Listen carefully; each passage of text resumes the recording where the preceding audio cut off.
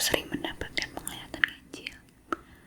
Kamu menenggelamkan kepalamu pada bantal. Kamu juga mendadak tak dapat dibaca. Di sini aku pun langsung ketakutan. Apa yang tengah kamu lakukan? Kamu tidak menangis. Kamu tidak menangis kan? Ini sebuah ramalan atau adegan yang sedang berjalan. Sampai matahari terbit, aku berjalan mengintar-ngintari ranjangku, memikirkan semua perkataanmu untuk menebak apa yang sebetulnya terjadi.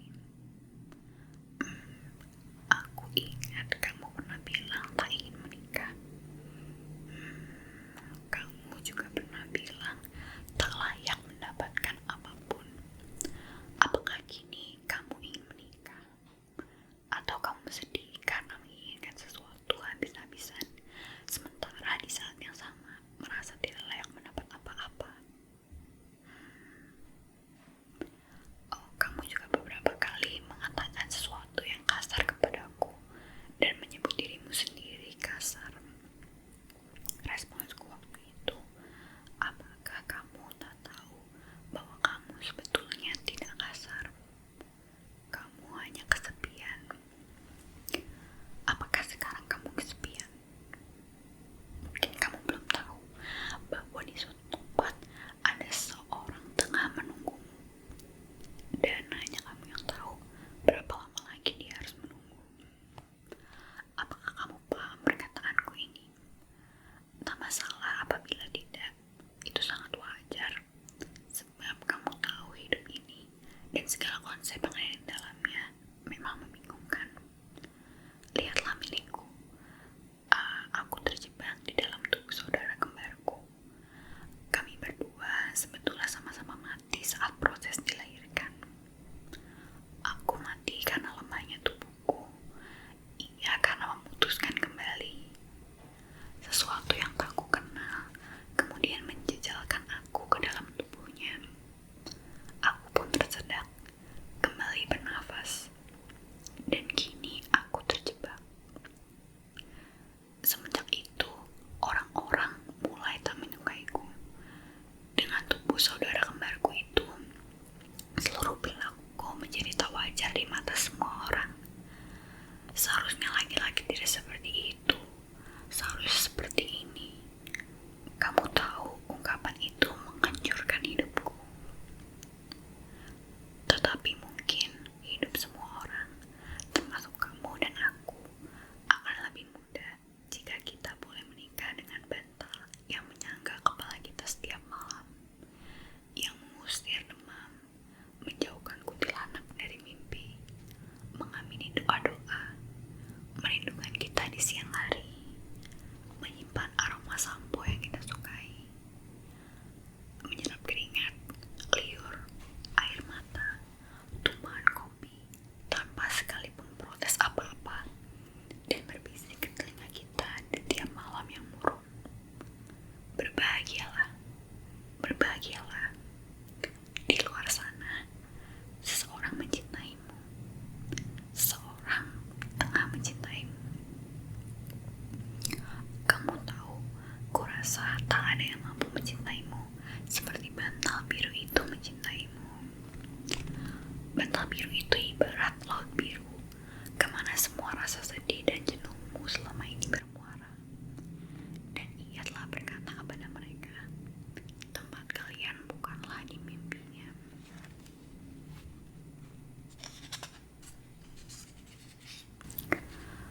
Tentu saja sebagian dari mereka berkeras tinggal, sehingga kadang kamu mimpi buruk. Bahkan aku pernah melihat samar-samar kamu berada di dalam kegelapan. Aku pun langsung memakai jaket adikku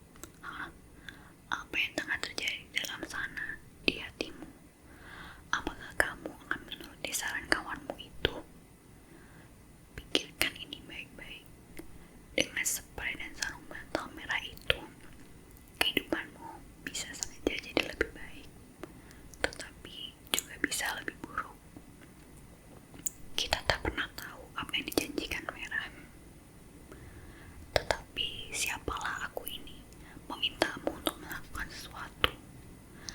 Bahkan satu-satunya yang pernah aku berikan kepadamu hanyalah sebuah cerita pendek. Kisahnya pun muram, hampir tanpa alur. Mungkin kamu tidak menyukai cerita itu, lalu melupakannya. Tak apa-apa, aku dan ceritaku itu tetap tak akan pernah melupakanmu. Aku mencari-carimu selama 3 tahun, dan akhirnya kita bisa terhubung. Meskipun dengan cara milik astronom dan alien, akulah aliennya. Aku tak akan membuangnya karena kamu tidak membalas perasaanku. Aku akan terus menggunakan sapu tangan ini meskipun ia telah lembab, bau, dan berasin keringat. Sapu tangan ini adalah salib yang mesti kutanggung seumur hidupku. Kamu tahu, menurutku, kamu harus mengirimkan bantal biru itu kepada seseorang yang kamu cintai dan mencintaimu agar orang itu bisa belajar darinya. Sebab jelas sekali, sebuah bantal adalah maha guru dalam hal mencintai. Sehingga mungkin untuk sementara waktu, kamu terpaksa tidur tanpa tempat untuk meletakkan kepalamu. Jangan khawatir, jangan takut. Aku akan menyelinap ke dalam kamarmu ketika kamu tidur dan menaruh sebuah buku cerita di bawah kepalamu. Kata pertama pada buku itu adalah kamu. Kata terakhirnya, aku. Aku tak akan menyembunyikan apa-apa. Buku itu adalah sebuah kota yang bisa kamu jelajahi dengan sepedamu. Kota itu sepenuhnya adalah milikmu, sehingga kamu boleh memulai perjalananmu dari gang manapun, menyusun sendiri rute yang akan kamu tempuh, memutuskan untuk melintasi aku, melewati aku, berhenti padaku, berhenti tidak padaku. Mimpilah yang indah cintaku, cerita-ceritaku akan selalu menjagamu.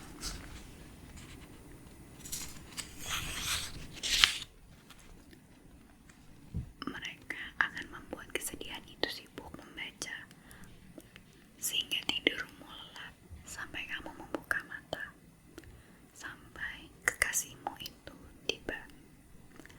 Rawalumbu 2012. Cerita yang sangat romantis ya sebenarnya. Sekarang kita coba baca cerita terakhirnya.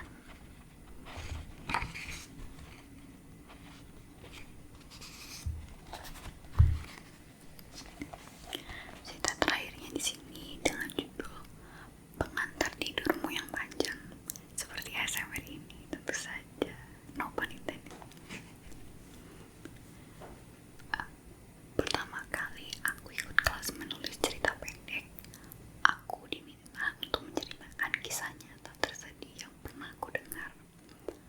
Dan aku pun bercerita tentang bagaimana aku ditolak bekerja menjadi guru di sebuah taman kanak-kanak setelah diminta menceritakan kisah yang paling menyedihkan yang pernah aku dengar. Dan aku bercerita tentang lelaki alarm. Kisah itu aku dengar dari almarhum ibuku yang dulu tinggal satu kampung dengan lelaki alarm. Aku bercerita kepada pewawancaraku bagaimana lelaki alarm yang hanya bisa dibangunkan oleh alarm lupa mengatur alarmnya semalam sebelum kencan pertamanya dengan sahabat ibuku, orang yang telah ia cintai dari jauh selama 7 tahun.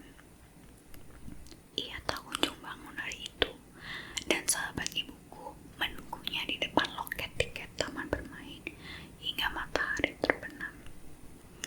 Sahabat ibuku menganggap lelaki alarm ini telah mempermainkan dirinya dan akhirnya mengejangi lelaki lain. 50 tahun berlalu, dan suatu hari lelaki alarm terbangun tanpa alasan yang jelas dan kaget mendapati ranjangnya diselimuti rambut yang setelah ia telusuri adalah rambutnya sendiri. Setelah memotong rambutnya, ia kaget lagi mendapati dirinya telah tua dan kurus kering. Ia langsung menyadari apa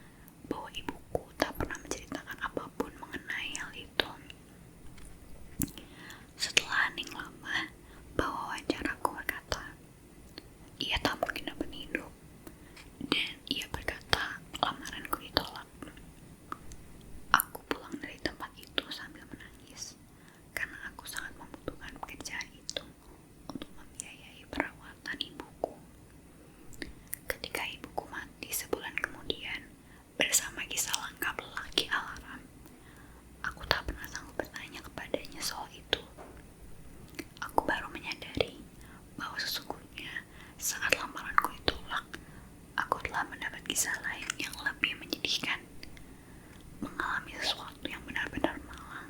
Gue rasa tidak